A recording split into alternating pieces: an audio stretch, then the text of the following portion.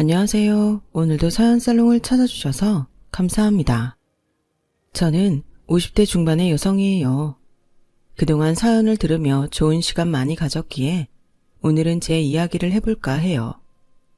사연을 들려주신 많은 분들이 그랬듯이 저한테도 억장이 무너지던 시간들이 있었거든요. 저희 부모님은 꽤 합리적인 분들이었어요. 남들보다 손해보는 일도 없게 하려고 노력하셨고 내가 노력한 것 이상으로 뭔가 받으려고 하지 않으셨어요. 그런 건 물건이나 음식에 돈을 지불할 때도 마찬가지였는데 결코 적게 주고 더 가져오려는 욕심을 부리지 않으셨죠. 은주야, 사람은 결국 자기가 한 대로 돌려받게 돼 있어. 그러니까 필요 이상 욕심을 내려고도 하지 말고 뭐든 이치에 맞는지부터 살펴봐야 한다. 내 욕심으로 뭔가를 하면 꼭 탈이 나는 법이야. 라며 제가 잘 이해하지 못하는 어린 나이 때부터 그렇게 가르치셨어요. 그런데 저희 시댁은 그런 집이 아니었어요. 몇 명 되지 않는 가족 식사를 할 때에도 무조건 많이 주는 집이나 공짜 많은 집을 택하더라고요. 처음에는 뭐 그런 재미에 사나 보다, 많이 먹었으니까 그러나 보다 하며 좋게 생각했었어요. 저희 친정은 꼭 비싸거나 저렴한 식당을 가는 건 아니었고 어디가 됐든 저희가 지불할 수 있는 선에서 음식 재료 잘 쓰고 입에 맞는지 살펴보고 갔거든요. 그와 반대로 시댁은 무조건 많이 주는 식당을 가니 저는 솔직히 웃음도 나왔어요. 그런데 정말 황당했던 건 식당에서 식사를 할 때였어요.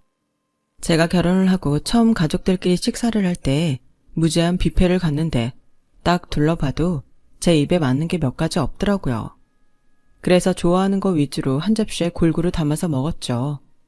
맛도 그저 그랬고 재료도 썩 좋은 건 아니었어요. 게다가 고기들은 하나같이 너무 질겨서 꼭 고물을 씹는 것 같아 먹는 게 고역이었어요.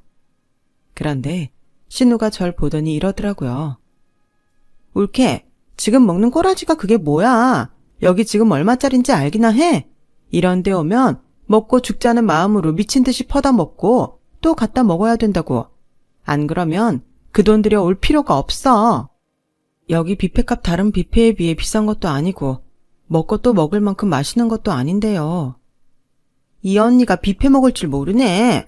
아우, 저 답답이는 어쩌다가 저런 여자를 만난 거야? 외국에 산다고 상견례 때도 오지 않는 처음 보는 시누이 말에 저는 너무 황당했어요.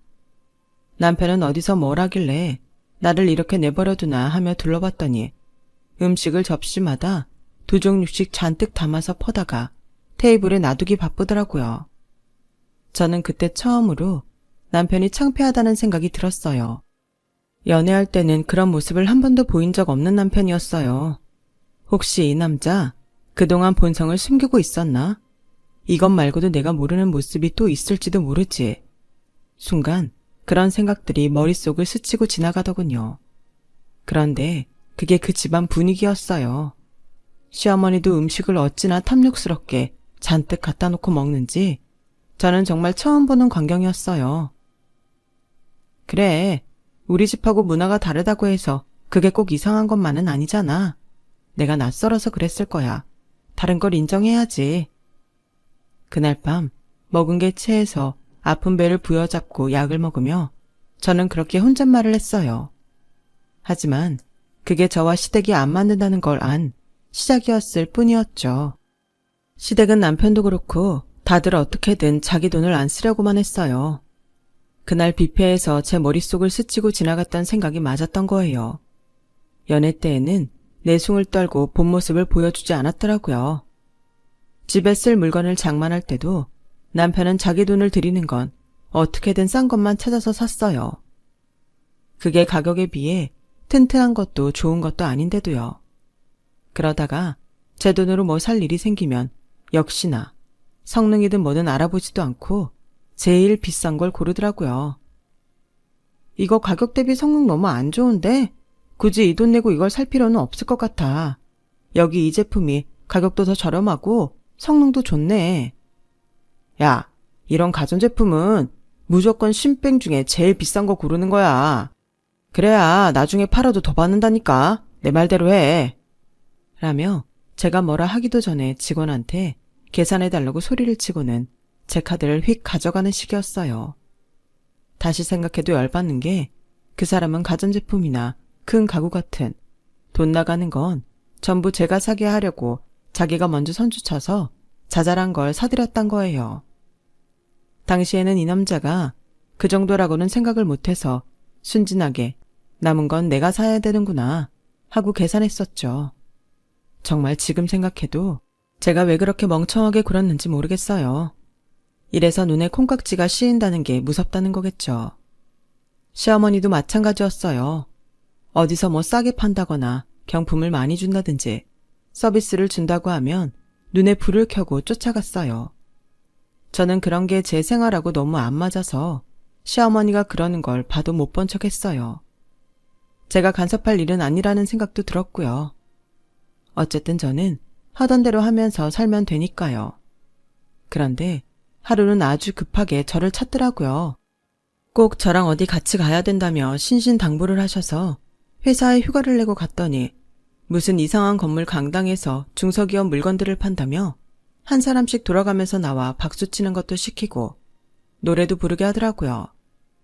자기들은 마이크 잡고 앞에서 노래 선창하고요. 이게 다 뭔가 싶어 얼떨떨하기만 했어요. 무슨 신세계를 체험하는 기분마저 들었고요. 그런데 마지막에 마이크를 잡은 남자가 팀장인지 부장이라고 자기를 소개하더니 오늘 여기 있는 의료기기하고 냄비 세트 사시면 계란, 설탕, 기름 다 드려요. 얼른 나와서 집어가세요. 이거 금방 마감돼서 다 품절되니까 그 전에 얼른 줄 서세요. 그러자 시어머니는 제 등을 막 떠밀었어요. 예, 지금이다. 얼른 줄 서라. 저는 영문도 모른 채 줄을 서서 앞에 나갔어요. 제 순서가 되자 직원인 듯한 사람이 커다랗고 묵직한 박스를 노끈으로 묶어서 제 양손에 하나씩 쥐어주는 거 아니겠어요? 물론 그 전에 카드는 시어머니가 가져가서 계산부터 했고요. 사람들한테 앞뒤로 치이고 밀려서 뭐가 어떻게 돌아가는지도 모르고 물건을 든 채 강당 밖으로 나왔어요. 그랬더니 시어머니가 휴지, 계란, 설탕을 잔뜩 받아들고 저를 기다리고 있더라고요.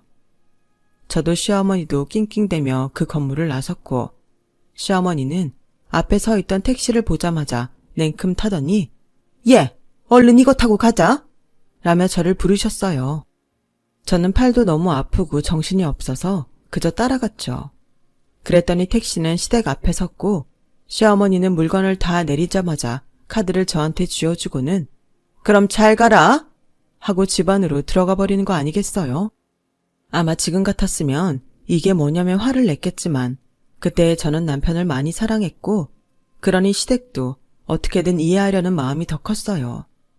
하지만 그때 바로 결혼 생활 접었어야 했어요.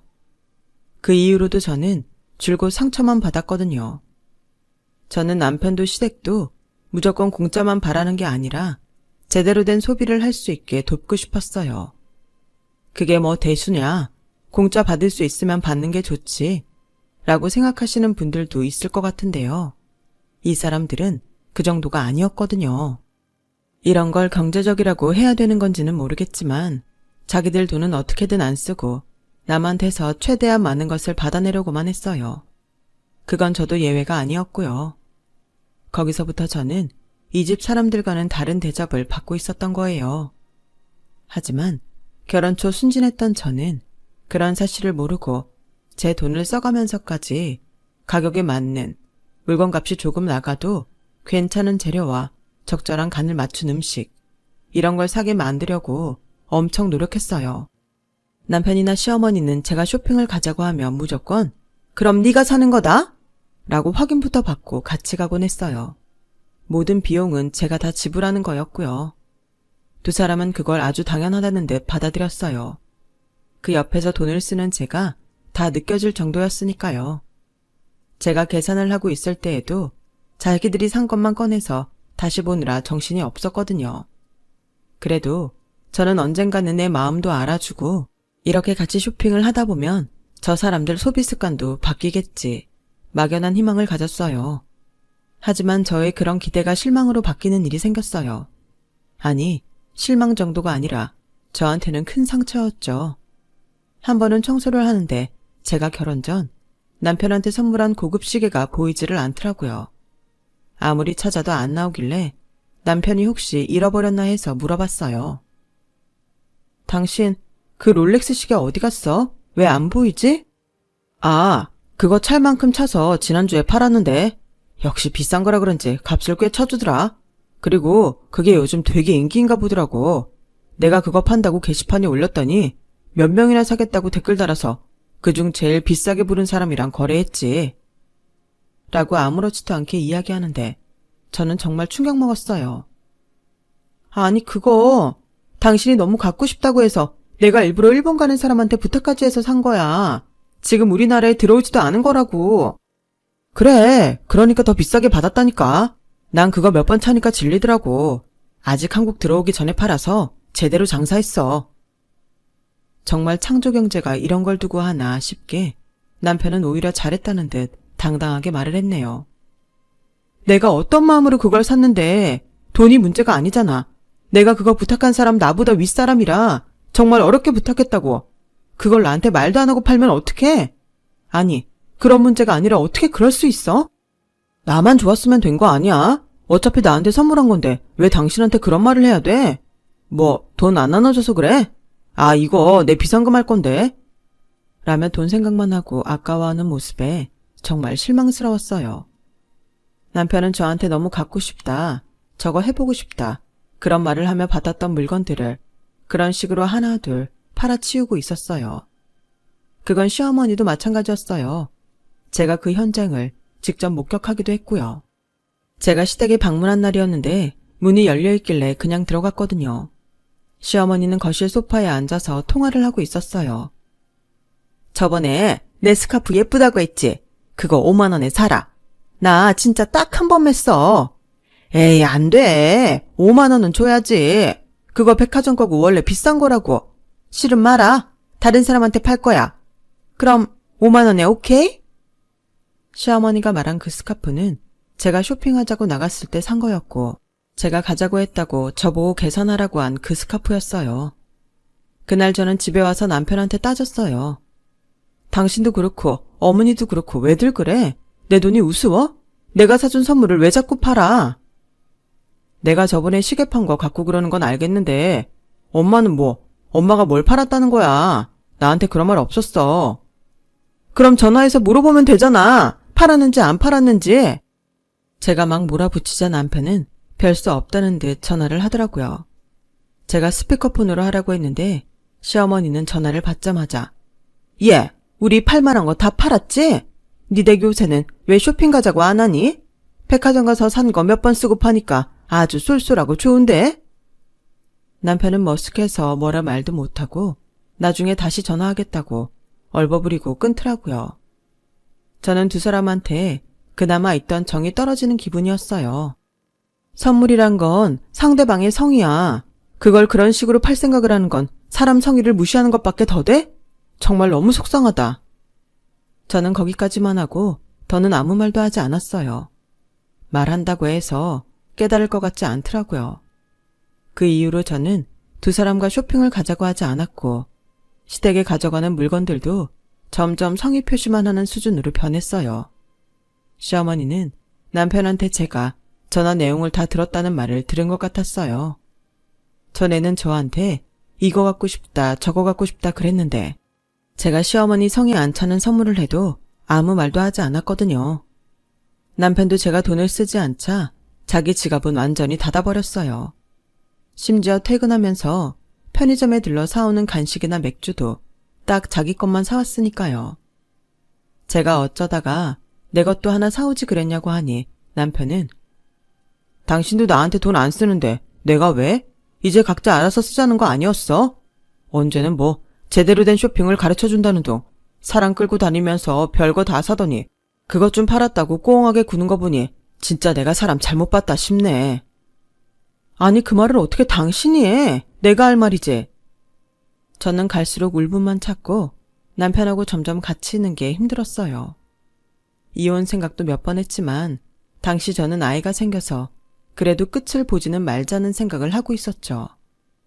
자기 아이가 태어나면 쓰는 것도 생각하는 것도 달라질지도 모른다는 마지막 기대를 가졌던 것 같아요.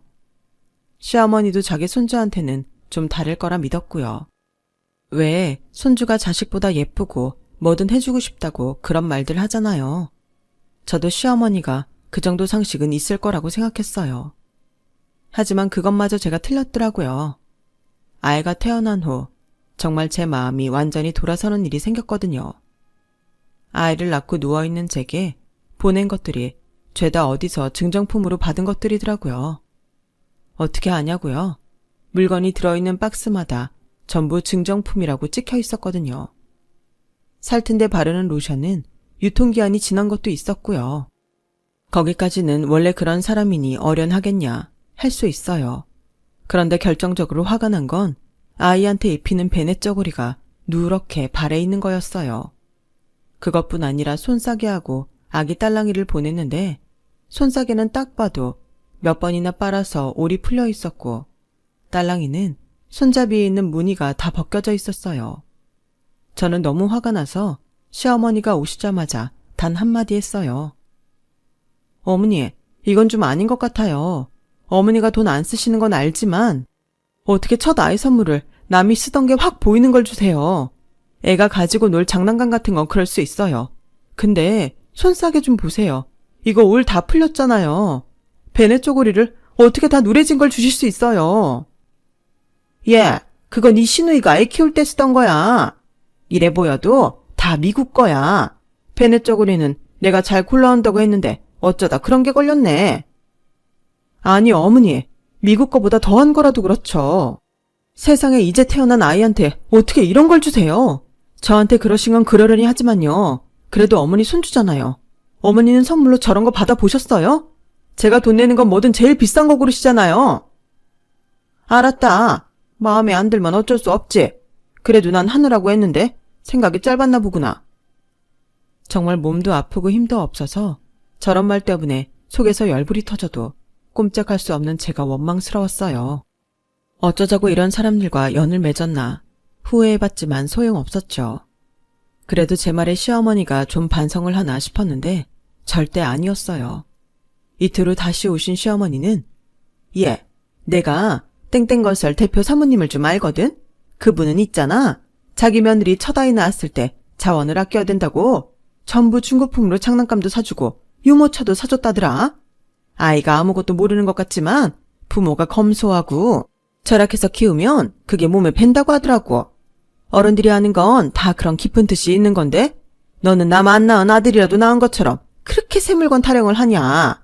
네가 평소에 씀씀이가 남다른 건 알고 있는데 애한테까지 그런 사치 않은 버릇 물려주면 안 된다. 이제부터라도 아껴 써. 시어머니는 완전히 선을 넘어버렸어요. 그동안 원래 그런 분위기에서 살았으니 마음에 안 들어도 참아야 된다고 생각했어요. 하지만 이제는 아니었어요. 어머니, 저 물건 하나 살 때 굉장히 꼼꼼히 보고 가격이 합리적인지 다 따져봐요. 저는 아끼는 걸 뭐라고 하지 않아요. 중고 물건이요. 저도 깨끗하고 괜찮은 거, 쓸만한 건 사요. 그런데 이건 그거랑은 다르잖아요. 이 손싸개 몇 번이나 쓸 수 있을 것 같으세요? 이렇게 누렇고 빨아도 냄새도 안 빠지는 베넷 쪼그리를 어떻게 입혀요? 딸랑이는 곧 방울도 떨어지게 생겼어요. 이건 중고가 아니고 형님이 버리는 걸 여기로 가져오신 거잖아요. 전 이런 거 우리 애한테 안 쓸 거예요. 어머님이 보시기에는 남들보다 나을 거 없는 손자여도 저한테는 세상에 하나밖에 없는 귀한 아들이에요. 어머니도 그 사람 그런 마음으로 키우셨을 텐데 아니에요? 그러니까 이거 전부 도로 가져가시던가 아니면 알아서 버려주세요. 이제부터는 어머니한테 보내드리는 돈 남편 월급으로만 할 거예요. 지금까지는 다 제 돈으로 했잖아요. 그런데 저도 이제 돈 좀 아껴보려고요. 아껴 쓰라고 하셨잖아요. 제 돈으로는 어머니가 가져오신 것처럼 증정품이나 사은품 받은 거 아니면 중고로 나온 거 사서 보내드릴게요. 제가 세게 나오자 시어머니는 당황했는지 더 이상 아무 말 못하고 집으로 돌아가셨어요. 그런데 제가 산후조리원에서 나오자마자 시어머니는 저희 집에 오시더니 이러시더라고요. 예, 너 일하느라 많이 바쁘잖아. 그러니까 애는 내가 봐줄게. 넌 남한테 줄 돈 나한테 주면 되니까 너 좋고 나 좋고 한 거 아니니? 할머니가 직접 봐주는 게 아이한테도 훨씬 좋을 테고. 어떠냐? 괜찮지? 나도 우리 손자인데 뭐 많이 받겠니? 내가 정말 싸게 한 달에 400만 원만 받으마. 어머니, 저희 친정 엄마는요, 공짜로 봐주시겠다고 하셨어요. 물론 제가 거절했지만요. 평생 저 키우느라 힘드셨는데 노년에 그런 짐 지워드리기 싫으니까요. 그런데 400만 원이라뇨. 그게 싼 거라고요. 어머니 저한테 오셔서 몸 조심해라, 몸 상하지 않게 해라, 그런 말씀 한 번이라도 하셨어요? 어떻게 제 얼굴 보자마자 돈 얘기부터 하세요? 이게 친정하고 시댁이 다른 건가 본데 아무리 그래도 정말 너무너무 섭섭하네요. 솔직히 말해서 시어머니도 남편도 제가 산후조리원에 들어갈 때 돈 한 푼 보태주지 않았어요. 제가 저금해 놓은 거하고 친정 부모님이 내주신 걸로 썼죠. 아이한테 하는 것도 그랬어요. 남편도 그때까지 뭐 하나 제대로 된 걸 사가지고 오지 않았어요. 그렇게 제가 못 들은 걸로 하겠다, 없던 일로 하자고 이야기를 마무리했고 시어머니는 별 수 없이 돌아갔어요. 그런데 진짜 저를 완전히 뒤집어지게 만든 일이 생겼어요. 친정 부모님이 저희 아이 키우는 데에 힘들 테니 생활비에 보태 쓰라고 꽤 큰 돈을 보내셨어요. 어차피 저희 가족이 쓰는 거니 생활비 통장으로 보내셨죠. 그런데 그 돈이 없더라고요. 제가 확인한 바로 전날에 인출된 걸로 나온 걸 보니 남편이 빼간 것 같은데 도대체 어디에 쓰려고 한 건지, 생활비를, 그것도 1,000만 원이나 되는 돈을 왜 가져간 건지 모르겠더군요. 저는 바로 남편한테 전화를 해서 물어봤어요. 당신 친정에서 보내온 돈 어쨌어? 지금 보니까 없는데? 그거 엄마 갖다 드렸지. 엄마가 우리 준우 봐주기로 했다면서. 그래서 기분 좋으시라고 미리 성금으로 딱 내가 현금 뽑아서 가져갔어. 엄마도 좋아하시더라. 친손자니 잘 봐주실 테고.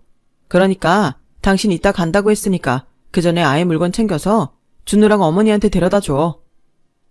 저는 아무 대답도 하지 않고 전화를 끊었어요. 이건 더는 말을 하고 말 것도 없었어요.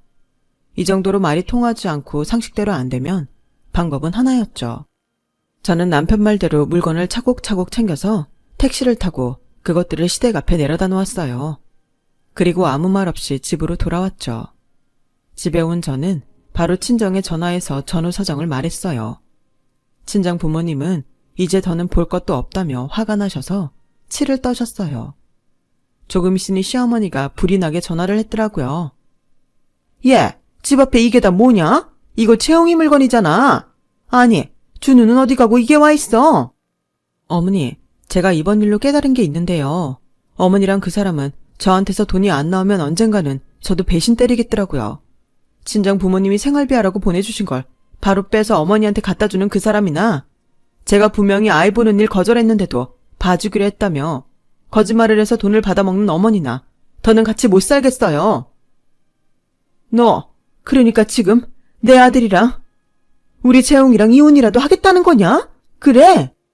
그때 옆에서 듣고 있던 아빠가 전화기를 뺏으셨어요. 이보세요. 당신 아들이 귀하고 당신이 귀하면 내 딸은 더 소중하고 귀해요. 내가 잘 살고 매일 좋은 일 만들라고 결혼시켰지. 거지도 아닌 내 딸을 어디서 남이 쓰던 것만 갖다 주면서 절약하라고 강요하고 자기들은 내 딸 돈으로 호의호식하는 꼴 보려고 결혼시킨 줄 압니까? 지금까지 우리 애가 참고 산 게 용하네요. 저는 더는 이 꼴 못 보고 우리 귀한 손자도 당신 같은 사람 손에 못 맡기니까 그렇게 아세요. 아빠는 단호하게 말을 하고 전화를 끊으셨어요. 그리고 트럭을 불러 저와 아이의 짐을 친정으로 옮기고 저도 아이를 안고 친정으로 돌아갔어요. 밤이 되자 놀란 남편이 전화를 했어요. 당신 이게 다 뭐야? 집은 다 텅 비었고 내 집은 엄마한테 가 있네? 뭐 하자는 거야? 미쳤어? 우리 엄연히 부부고 우리 부부집이야. 당신하고 당신 부모님이 이렇게 마음대로 할 자격 없어. 그럼 우리 엄마 아빠가 준 돈은 당신 마음대로 어머니 갖다 줄 자격은 있다는 거야? 자격 좋아하시네. 그 집은 뭐 당신 돈 들여 들어갔어? 아니잖아. 전부 내 돈이잖아. 처음 결혼해서 어머니가 날 이상한 데 끌고 가서 중소기업 물건 잔뜩 사게 만들고 날 짐꾼 취급했을 때 그때 했어야 될 일을 지금 하는 거야. 제가 이렇게 나올 줄은 몰랐는지 남편은 당황해서 어쩔 줄 몰랐어요.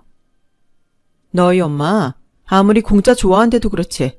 자기 첫 손자한테 남이 쓰던 물건을 주면서 절약정신이니 어쩌니 말도 안 되는 소리 하는데 그게 정상적인 상식이 있는 사람이니? 넌 그 집에 대한 지분을 내게 말하면 안 돼. 그 정도는 너도 알지? 그 집 아까 주인한테 전세 빼달라고 얘기해놓고 왔으니까 넌 니네 엄마랑 같이 짝짝꿍해서 지금까지처럼 평생 잘 먹고 잘 살아봐. 그리고 네가 니네 엄마한테 준 1,000만 원 바로 나한테 돌려주지 않으면 진짜 가만히 있지 않을 거니까 그런 줄 알아. 우리는 여기서 이렇게 끝내자. 나도 너 같은 놈 만나서 지겨웠고 다음부턴 절대 너 같은 놈 상종도 안 할 거야. 다시는 보지 말자. 저는 제가 할 말을 다 내뱉은 다음 전화를 끊었어요. 그러나 생각지도 못한 일에 시어머니는 놀라서 남편과 함께 친정까지 불이 나게 쫓아왔어요. 하지만 저희 부모님도 그렇게 호락호락하지만은 않으셨어요. 평소에 점잖고 말수가 없으시니 시어머니와 남편 눈에 호구처럼 보였던 것 같은데 두 분 다 계산이 철저하고 옳고 그름을 잘 따지셨거든요. 어디 가서 말로 지는 법도 없었고요. 아무 때나 쓸데없이 말을 많이 하지는 않지만 필요할 때는 선후 관계를 철저히 따져서 상대가 더는 말 못하게 만들었어요. 저는 아빠의 권유로 엄마와 함께 아이를 데리고 경치 좋은 지방 친척집에 가서 편하게 쉬고 있었어요. 그러니 저를 만나지 못해서 애가 다른 건 남편과 시어머니였어요. 찾아온 시어머니와 남편을 상대한 건 아빠와 사촌오빠였고요. 어릴 때부터 친형제나 다름없이 자라온 오빠였기에 제가 시댁에서 그런 말도 안 되는 일을 겪었다는 거에 오빠는 완전히 화가 나서 흥분한 상태였어요. 오빠는 남편한테 반말로 하나하나 따지고 들었고 아빠는 시어머니한테 결혼 전 전부 내 돈으로 준비했던 혼수며 집 문제부터 결혼하고 나서 얼마나 돈을 썼고 남편과 시어머니는 그런 저에게 어떻게 했는지 일일이 꼽아가며 다 말씀을 하셨대요. 가족이니 정이니 이런 말들로 아빠한테 맞서던 시어머니와 남편도 철저하게 따지고 드니까 더는 할 말이 없으니 물러섰다고 하더라고요. 시어머니와 남편은 자기들 사는 방식이 굉장히 똑똑한 거라고 착각했지만 실은 주변에서 그 사람들을 상대해주지 않는 거였는데 두 사람은 그걸 몰랐던 것 같아요. 아무튼 시어머니와 남편은 아빠와 사촌오빠한테 호되게 당했다고 해요. 하지만 아빠는 시어머니와 남편이 하는 걸 보니 앞으로도 계속 찾아와서 어지간히 괴롭힐 거라고 생각하신 것 같아요. 아빠는 저한테 전화를 하셔서 이렇게 말씀하셨어요. 너희 집은 이미 내놓았으니 당분간은 거기서 아이랑 지내면 어떠냐? 그 사이 아빠는 이 집 팔고 그 사람들하고 더 떨어진 데 알아볼게. 내가 보니까 이 사람들 이대로 물러날 것 같지 않다. 지금까지 네 돈만 쓰게 하고도 뻔뻔한 거 하며 나한테 와서 따지면서도 아이 얘기는 꺼내지도 않는 거 보면 지들 이익만 철저히 따지는 사람들이야. 이대로 있다가는 너도 준우도 마음 편히 살기 힘들 것 같아. 이혼해도 자기들이 손에 줄 이익이 있을 것 같으면 끈질기게 물고 늘어질 사람들이야. 그런 인간들은 우리가 지금부터라도 아예 피하는 게 맞아. 실은 저도 아빠와 같은 생각을 하고 있었기 때문에 바로 알겠다고 했어요. 시어머니와 남편은 정말 자기들이 손해볼 것 같은 건 절대 안 할 테고 저한테서 뭐라도 받아먹을 수 있을 것 같으면 지옥에라도 쫓아올 사람들이었어요. 그래서 저는 아빠 말대로 엄마와 아이와 함께 친척집에 좀 더 있었고 그 사이에 아빠는 집을 팔고 다른 집을 구하셨어요. 서울과 가까운 수도권이었는데 그렇게 조금만 나가도 공기도 더 좋고 좀 더 넓은 데에서 아이가 마음껏 뛰어놀 수 있겠더라고요. 물론 이게 다 아빠가 가지신 재산이 있어서 가능했지만요. 저와 남편은 그렇게 헤어졌어요. 하지만 그 사람은 자기 본성을 못 버리고 끝까지 돈돈거리더군요. 남편은 제 돈을 뜯어내려고 자기가 부당하게 이혼당하게 생겼다며 온갖 거짓말들을 다 해서 변호사를 선임했거든요. 그런데 변호사가 저희 변호사와 이야기하고 저희가 준비한 서류들을 보더니 그 사람 말이 거짓인 걸 알고 추궁을 했다더라고요. 하지만 남편은 절대 거짓말 아니라고 발뺌을 하다가 변호사가 제가 돈 쓴 영수증을 전부 보여주고 저에게 보냈던 사은품 증정품에 아이의 그 누더기 같은 베넷 저고리와 손싸개의 딸랑이 사진까지 보여주니 더는 말을 하지 못하고 포기했다고 해요. 그리고 변호사가 계속 이러면 자기를 속인 걸로 소송하겠다고 으름장을 놨더더라고요. 아마 그게 무서워서 포기했던 것 같아요.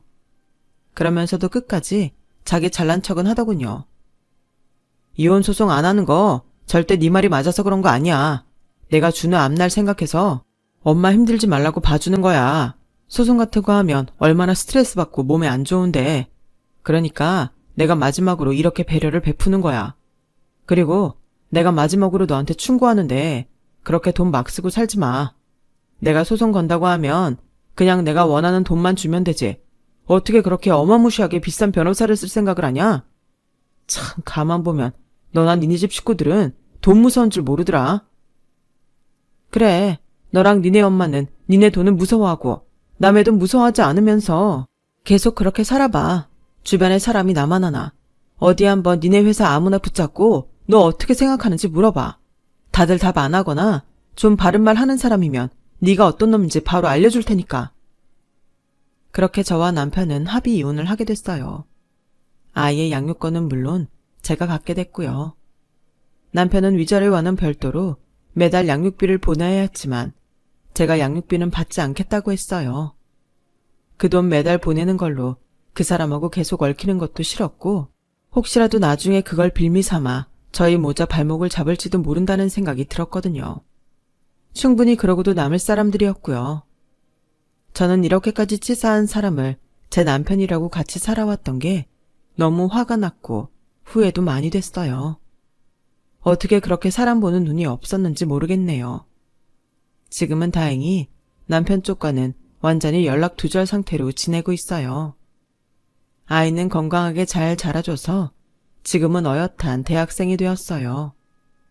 어릴 때부터 얼마나 귀엽고 예쁜 짓을 많이 했는지 부모님은 엄청 많이 사랑해주면서 저와 같이 키워주셨죠. 제가 이혼을 결심한 이유 중 가장 큰 건 우리 아들이 시댁 영향받아서 그렇게 자기 돈 안 쓰고 남한테 패기치며 사는 사람이 될까 봐서였어요. 주변 환경이 사람을 만든다고 아이가 그런 환경에서 자라면 자연스럽게 몸에 배고 그러면 사회생활 하는데도 많이 힘들 테니까요. 누가 저런 사람을 좋아하고 자기 친구를 삼고 싶겠어요. 저는 아이 교육 때문이라도 남편 집하고는 꼭 연을 끊어야겠다고 결심했었는데 다행히 아이는 저와 친정 부모님 밑에서 좋은 점들을 배우며 성실하고 합리적인 사람으로 잘 자라줬어요. 제가 바라는 대로의 아들로 커줘서 얼마나 감사한지 몰라요. 부모님은 제가 젊을 때에는 아이를 대신 키워줄 테니 다른 남자를 만나보라고 많이 권하셨어요. 싱글맘, 이혼녀를 보는 시선이 지금도 그렇지만 그때에는 더 따갑고 힘들었거든요. 하지만 저는 또 그런 남자를 만날까봐 몸서리가 처지기도 했고 혹시라도 그게 아이한테 상처가 될까봐 선뜻 만날 수는 없더라고요. 그렇게 세월이 지나고 났는데 몇 년 전에 저에게도 정말 좋은 인연이 나타났지 뭐예요. 얼마나 좋은 남자인지 정말 인격도 훌륭했고 무엇보다 아이한테 다정하고 참 좋은 사람이에요. 저는 그래도 아들이 고등학생이고 상처받을 것 같아서 조심스러워서 결혼만은 하지 말자고 했지만 오히려 아들이 나서서 결혼하라고 밀어줬네요. 엄마, 지금까지 나 위해서 앞만 보고 살았잖아. 내가 어디서 봤는데 다른 남자를 만나야 전에 만났던 남자도 잊혀지는 거래. 난 친아빠, 아빠라고 생각도 안 하고 있고 엄마가 만나는 그 아저씨 정말 좋은 것 같아. 그러니까 엄마도 이제 좋은 짝 만나서 행복하게 살아. 어른스러운 아들의 말에 언제 이렇게 컸나 싶어서 정말 눈물이 절로 나왔어요. 그렇게 저는 그 사람과 결혼을 해서 지금은 아들하고 그 사람하고 오순도순 잘 살고 있답니다. 친정 아빠는 얼마 전 돌아가셨고 엄마는 저희와 가까운 데 살면서 시간 나면 저랑 같이 여행도 다니고 쇼핑도 다니고 그러세요. 아직 건강하시니 건강하실 때 더 좋은 데도 많이 가고 맛있는 것도 많이 사드리고 싶네요. 제 이야기는 여기까지예요. 들어주신 모든 분들 행복하시고 매일 건강하시고 좋은 일만 생기시길 바랄게요. 감사합니다. 여러분, 사연 댓글에 응원과 현명한 조언 부탁드려요. 좋아요와 구독은 저에게 큰 힘이 됩니다. 오늘도 좋은 일 가득하세요.